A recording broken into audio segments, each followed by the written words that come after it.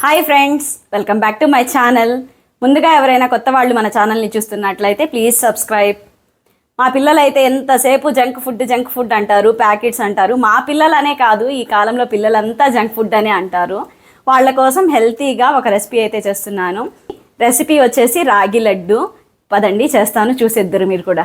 ఈ లడ్డు చేయడానికి ఒక అరకప్పు వేరుశెనగ పప్పును తీసుకొని లో ఫ్లేమ్లో పెట్టుకొని బాగా వేయించుకోవాలి. ఈ పప్పు లోపల వరకు బాగా వేగాలి, అందుకని లో ఫ్లేమ్లో పెట్టుకొని వేయించుకోండి. మీరు హై ఫ్లేమ్లో అలా పెట్టి వేయించేశారంటే పప్పు పైన వేగినట్టు ఉంటుంది, లోపల వైపు సరిగ్గా వేగదు, అప్పుడు లడ్డు టేస్ట్ అంత బాగుండదు. అందుకని లో ఫ్లేమ్లో పెట్టి బాగా వేయించుకోండి. నాకు ఇక్కడ వేరుశెనగ పప్పు బాగా ఫ్రై అయిపోయాయి. వీటన్నిటిని ఒక ప్లేట్లోకి తీసుకొని బాగా చల్లార్చుకోవాలి. చల్లారిన తర్వాత పొట్టు తీసి పక్కనుంచుకోవాలి. ఇప్పుడు అదే ప్యాన్లో ఇంకో 2 స్పూన్స్ నెయ్యి యాడ్ చేసుకోవాలి. నెయ్యి బాగా కరిగిన తర్వాత అందులో కొన్ని జీడిపప్పు వేసుకొని బాగా ఫ్రై చేసుకోవాలి. కొంతమందికి ఈ నెయ్యి వాసన అంటే ఇష్టం ఉండదు, అసలు పడదు. అలాంటి వాళ్ళ కోసం నూనెతో కూడా చేసుకోవచ్చు. కాకపోతే ఈ నెయ్యికి వచ్చిన టేస్ట్ ఆ నూనెకి రాదు. దీన్ని బట్టి మీకు ఏది కావాలో అది వేసుకోండి. ఇప్పుడు ఈ జీడిపప్పునంతా బాగా ఫ్రై చేసుకోవాలి. జీడిపప్పు బాగా కొంచెం కలర్ వచ్చిన తర్వాత అందులోనే బాదం పప్పు కూడా వేసుకొని బాగా ఫ్రై చేసుకొని ఒక ప్లేట్లోకి తీసుకోండి. ఈ జీడిపప్పు బాదం పప్పు అనేవి మన ఇష్టము, మనకి ఎన్ని కావాలంటే అన్ని వేసుకోవచ్చు. కొందరైతే డ్రై ఫ్రూట్స్ ని పౌడర్ చేసేసి లడ్డూలో కలిపేసుకుంటారు. అలా కాకుండా ఇలా ఫ్రై చేసుకున్న జీడిపప్పుని లడ్డూలో తినేటప్పుడు క్రంచీగా అక్కడక్కడ తగులుతూ పలుకులుగా చాలా టేస్టీగా ఉంటుంది. ఇప్పుడు ఇదే ప్యాన్ లో ఇంకో 2 స్పూన్స్ నెయ్యిని యాడ్ చేసుకొని అందులో 1/4 కప్పు ఉప్మా రవ్వని కూడా యాడ్ చేసుకోవాలి. ఉప్మా రవ్వ అంటే మనం బాంబే రవ్వ, సూజీ అంటుంటాం కదా, ఆ రవ్వని తీసుకోవాలి.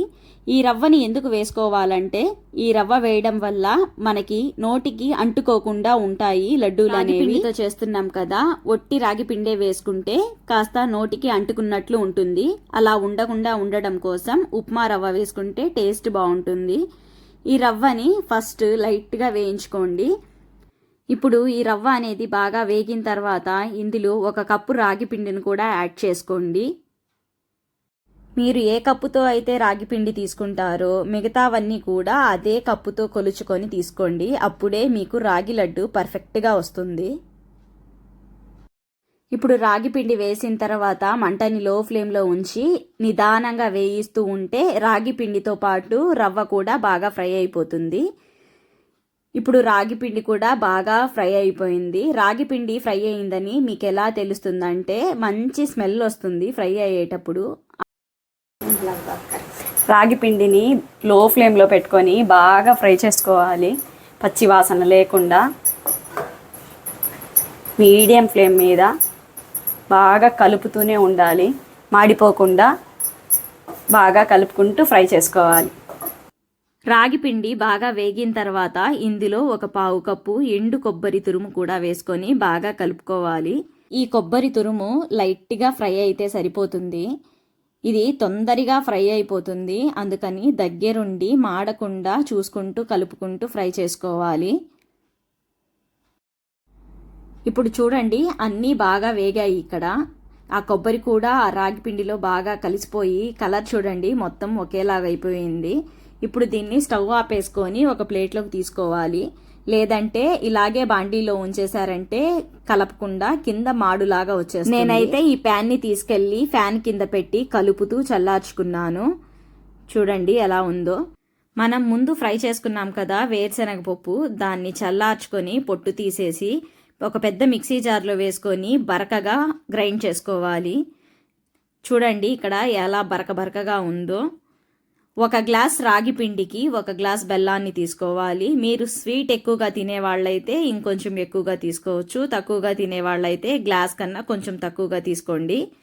రాగి పిండిని కూడా ఆ మిక్సీ జార్లో యాడ్ చేసుకొని ఆ బెల్లాన్ని కూడా యాడ్ చేసుకొని దంచిన 4 యాలక్కాయలను కూడా యాడ్ చేసుకొని రఫ్గా మిక్సీ పట్టేసి ఒక గిన్నెలోకి తీసుకున్నాను. చూడండి, మిగతాది కూడా 2 బ్యాచెస్ లాగా ఇలా గ్రైండ్ చేసి ఒక గిన్నెలోకి తీసుకున్నాను. మనం ఇందాక మిక్సీ పట్టుకున్న వేరుశెనగ పప్పు పౌడరు, అలాగే ఫ్రై చేసుకున్న జీడిపప్పు బాదం పప్పును కూడా వేసేసుకొని బాగా కలిపేసుకోవాలి. ఇప్పుడు ఇందులో ఒక 3 స్పూన్స్ నెయ్యి కూడా యాడ్ చేసుకొని బాగా కలుపుకోవాలి. మనం ఇక్కడ జిగురుగా ఉన్న బెల్లాన్ని తీసుకుంటే మనకు కొంచెం నెయ్యి తక్కువగా పడుతుంది. అలాంటి బెల్లాన్ని చూసి తీసుకోండి. ఇలా మొత్తం కలుపుకున్న తర్వాత మీకు ఏ సైజులో లడ్డూలు కావాలనుకుంటే ఆ సైజులో లడ్డూలు చేసుకోండి. ఒకవేళ నెయ్యి సరిపోకపోతే ఇంకొంచెం నెయ్యి ఎక్కువగా వేసుకొని లడ్డూలు చేసుకోవచ్చు. అంతే, రాగి పిండితోటి లడ్డూలు రెడీ. ఇలా చేసుకున్న ఈ లడ్డూలని స్టోర్ చేసి పెట్టుకున్నారంటే మీకు ఒక 15 రోజుల వరకు నిలువ ఉంటాయి కూడా. రోజుకొక లడ్డూ చొప్పున తినొచ్చు. అలాగే పిల్లలకి కూడా రోజుకొక లడ్డూ తినిపించడానికి ట్రై చేయండి. పిల్లలకి కూడా చాలా మంచిది. తప్పకుండా ఇంట్లో ట్రై చేయండి. టేస్ట్ మటుకు చాలా బాగుంటాయి.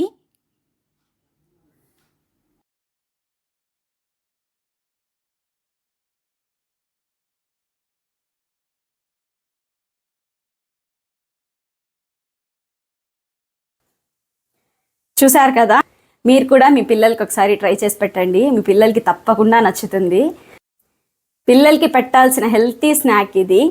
ఒకసారి చూసి ట్రై చేయండి మీరు కూడా. చూడండి, ఇప్పుడు నేను టేస్ట్ చేసి చెప్తాను ఎలా ఉందో.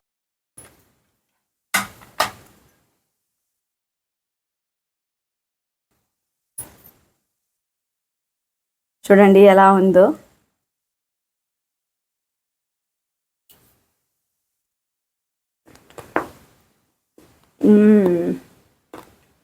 సూపర్.